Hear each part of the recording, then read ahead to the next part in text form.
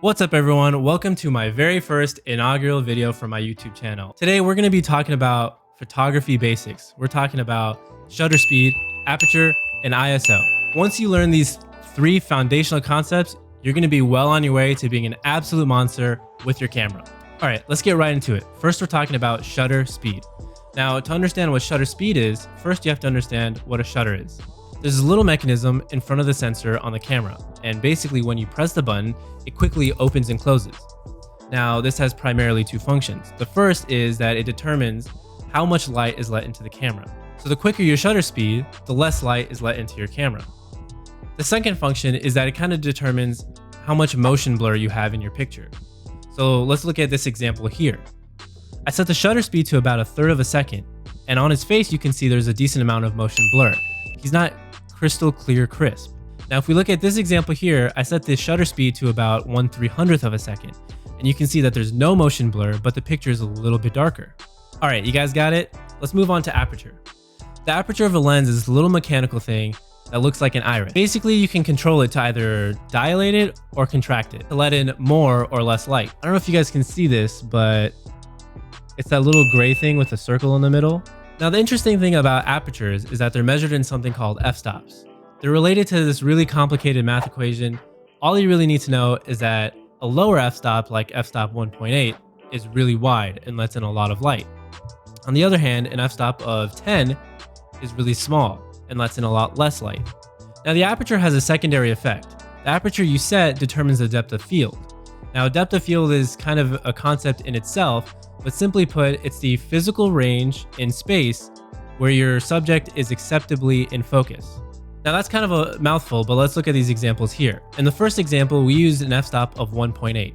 So you can see that Andy is really tack sharp, but the background and some of the foreground are completely blurred out. It gives the photo a really professional and cinematic look. It separates the subject from the background and kind of draws your eye to the subject so that nothing else is distracting it. Now let's look at this example here with an f-stop of 10. Andy's still tack sharp, but you can see a lot more detail in the background and the foreground. Now let's say you're shooting portraits in your neighborhood. The background isn't too interesting, you don't really want to show too much detail, and you don't want to distract from your subject. You would set your aperture to something like 2.8, 1.8, or even 1.4 to make sure that the viewer's eye is focused right on your subject. Now let's say you're out in LA and you want to get a juicy picture of the skyline.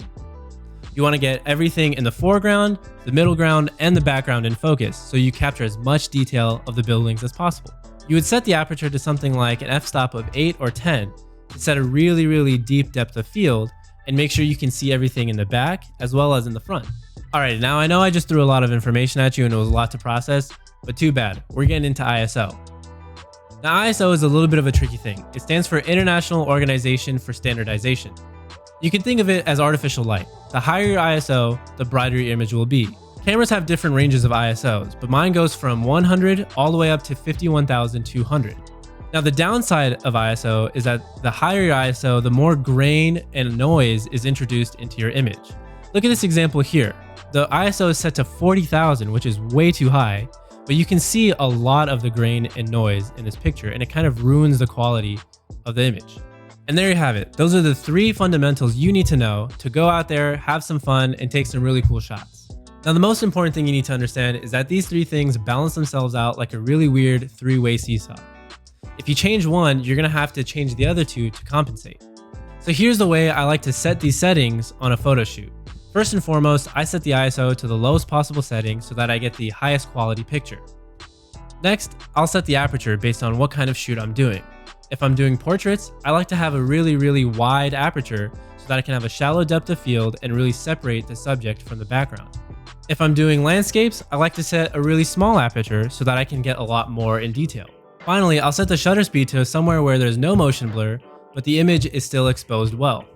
And that's all there is to it.